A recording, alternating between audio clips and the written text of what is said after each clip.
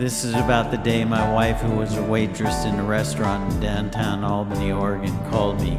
It was June 17th, 1981. She said, "You better get down here quick. There's somebody real important coming here for lunch." She said, "You better come down and see Mohammad Ali.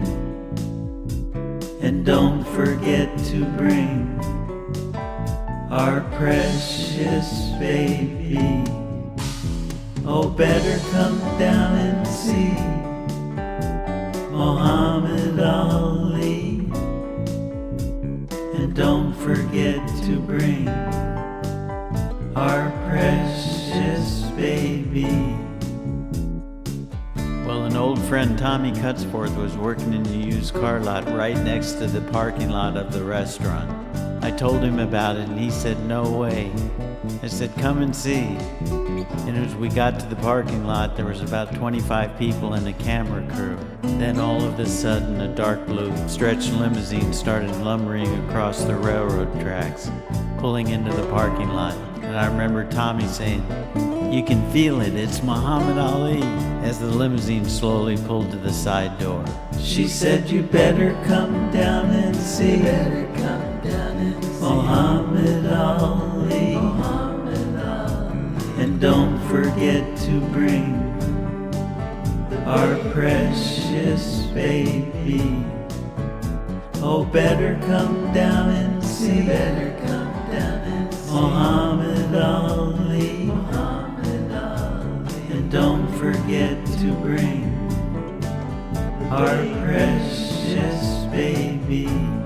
Well, the door of the limousine slowly opened and out stepped Muhammad Ali. The 25 people that were there rushed him, and I couldn't get near him. I was holding my son Joshua in my arms. The first thing he said was to a bleached blonde woman, "Is it true blondes have more fun?" And everybody laughed. Then the camera crew stuck the microphone in his face and started to interview him.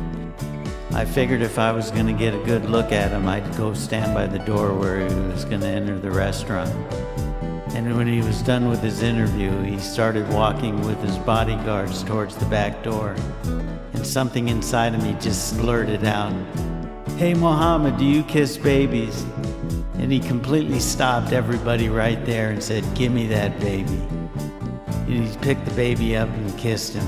And he asked me, he said, "How old is this boy?" And I said, "He's 9 months old today." He said, "You tell him when he grows up to be a man that he became integrated at 9 months. Then he asked, "Are you the papa of this baby?" Well, I excitedly said, "Yes, sir." And he said, "How can such a pretty baby have such an ugly papa?"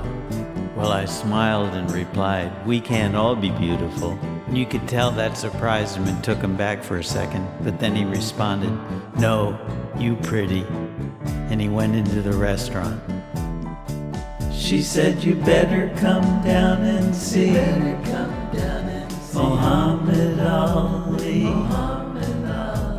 And don't forget to bring our precious baby. Oh, better come down and see Mohammad Ali. And don't forget to bring our precious baby." Well, I hurried around to the front of the building with Joshua in my arms and went inside the restaurant and flagged down my wife, who was scurrying around waiting on people. She was able to stop for a minute and listen to my story, but she had this funny look on her face. Well, what I hadn't realized is that Muhammad Ali had gone in the side door through the restaurant to the men's room. And here I was telling my wife Karen the full story about what had happened. Well, it turns out he came out and was standing behind me, listening to me tell the story to my wife. I finally realized that he was standing there and got to shake his hand, and he was very gracious. He looked at my wife Karen and said, "Are you the mama of that baby?" And my wife in shock nodded. And he said, "That's why that baby's so beautiful.